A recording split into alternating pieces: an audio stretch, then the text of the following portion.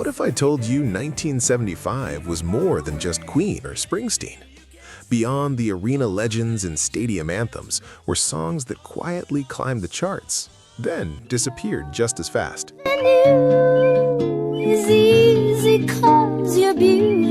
One-hit wonders, voices that flickered for a moment, left something unforgettable behind, and slipped into the background of music history.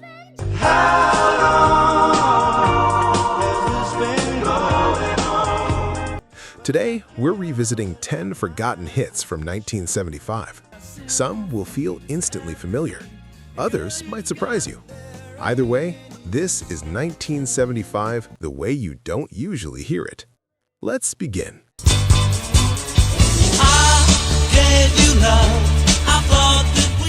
Number 1. How Long? Ace.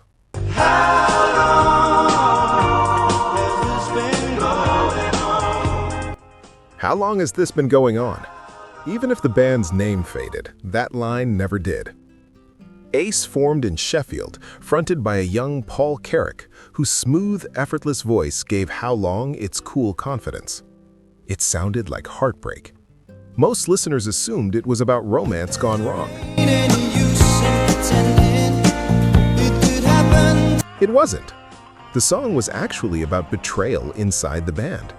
Their bassist had secretly been rehearsing with another group. Not romantic drama, professional disloyalty.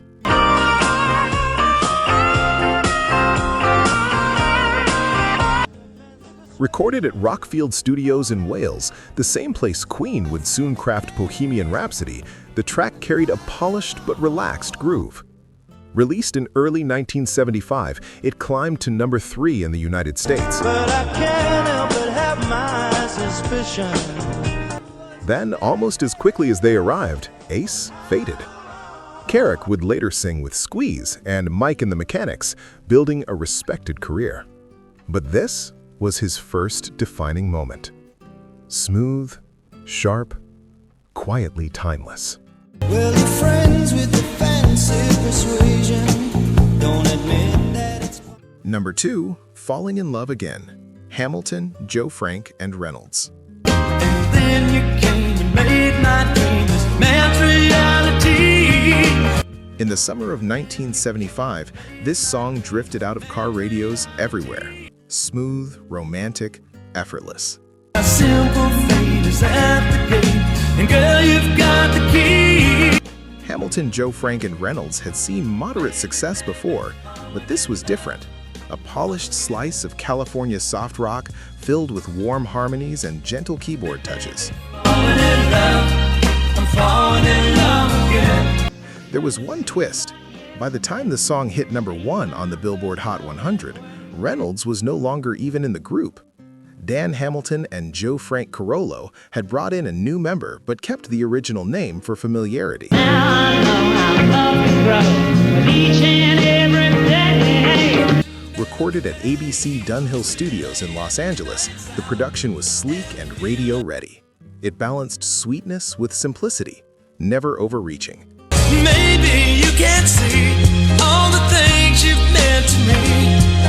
Follow-up singles never captured the same magic, but for a brief moment in 1975, this was the sound of falling in love and fading just as quickly.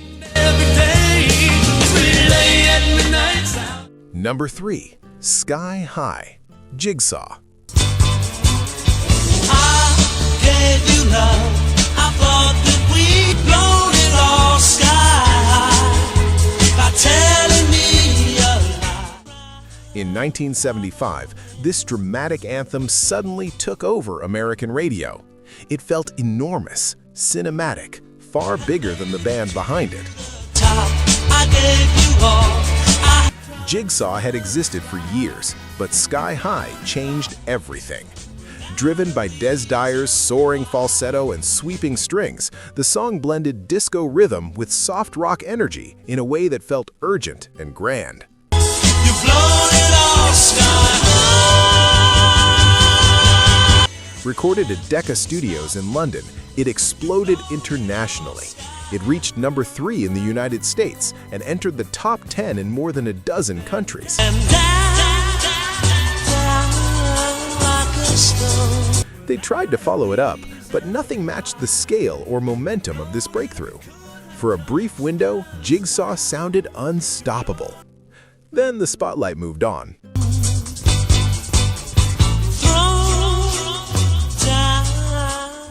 Number 4. Loving You, Minnie Riperton. Loving you is easy 'cause you're beautiful. It didn't sound like anything else on the radio in 1975. Soft, fragile, almost floating above the noise of the decade. Loving you is more than just a dream. Loving You began as a lullaby Minnie Riperton sang to her baby daughter, Maya. With her husband, songwriter Richard Rudolph, she shaped it into a full recording at Studio M in Chicago, a modest space that matched the song's intimacy.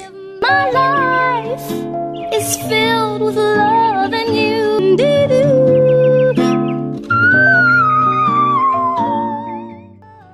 That intimacy didn't limit it. In April 1975, the single reached number 1. Her 5-octave range and those breathtaking high notes became instantly recognizable.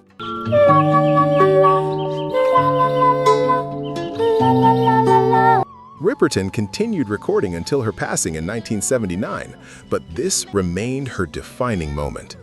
A gentle melody born at home that somehow touched the entire world. We will live each day in springtime 'cause love. Number 5. Magic, Pilot.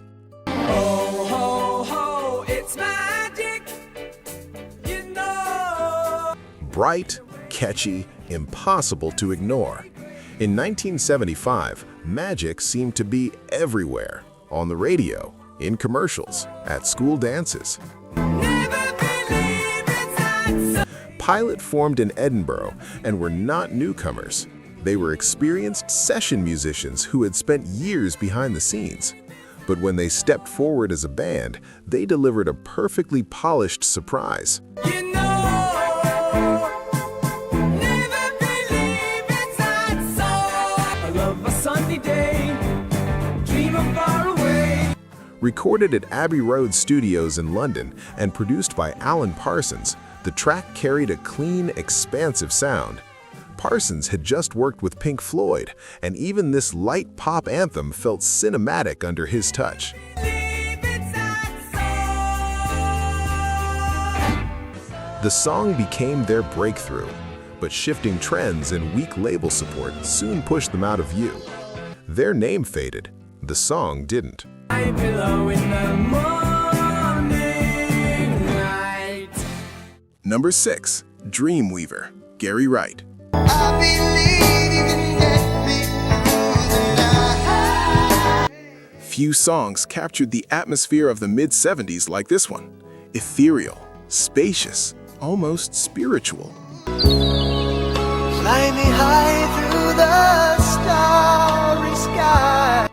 Gary Wright had played keyboards for Spooky Tooth and contributed to George Harrison's solo work. But after a trip to India and reading spiritual texts, he began searching for something more introspective. They still make me sometime. Back in California, he recorded Dreamweaver at the record plant in Los Angeles. The track was built almost entirely on keyboards, ARP synthesizers, and a drum machine, no guitars. At the time, that was groundbreaking. It predated the synth pop explosion by nearly a decade. Climbed aboard the Dreamweaver train. Released in late 1975, it climbed to number 2 on the Billboard Hot 100 and became a late-night radio staple. For a moment, it felt like music drifting in from another dimension.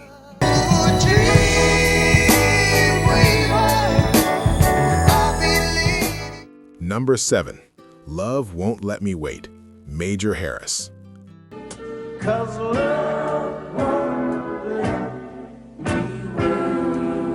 In the summer of 1975, slow jams did not get smoother than this. And don't say no, honey. Love Won't Let Me Wait was pure Philadelphia soul. Soft strings, warm horns, and a falsetto that moved with effortless control. Romantic without rushing. Passionate without forcing it. More ways than one, and I refuse to leave. Before going solo, Major Harris had been part of the Delphonics, one of the original Philly soul groups. When he recorded this track at Sigma Sound Studios with producer Bobby Eli, everything aligned. You owe it to yourself, and I will service you. The single climbed to number 5 on the charts and became the defining hit of his career. He continued performing for decades, but nothing ever matched the reach of this one timeless slow burner that still lives on love song playlists today. 'Cause love won't let Number 8, 18 with a Bullet, Pete Wingfield. me smash double-headed if we only stay. It was not flashy, it did not sound like a typical hit. Yet in 1975, this smooth soul track from a London session musician quietly made its way onto American radio. Raising a whole LP. Woo-hoo. Pete Wingfield was known more as a producer and pianist than a frontman, but he stepped up with a clever concept song about climbing the charts. We gotta smash double-headed if we only stay.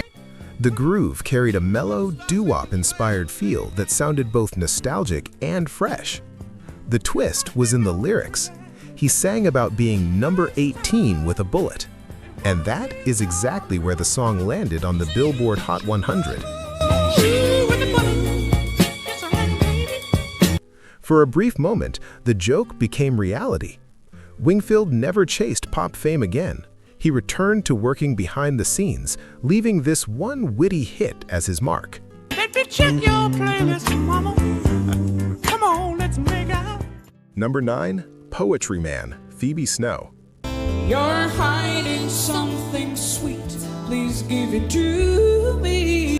It did not come from a massive studio machine or glossy production team. Poetry Man felt intimate from the very first note. I saw you now. Oh, talk to me some more. In 1975, Phoebe Snow recorded the song in New York City with a small group of musicians who gave her space to breathe. The blend of folk, jazz, and soft rock sounded unlike anything dominating the charts.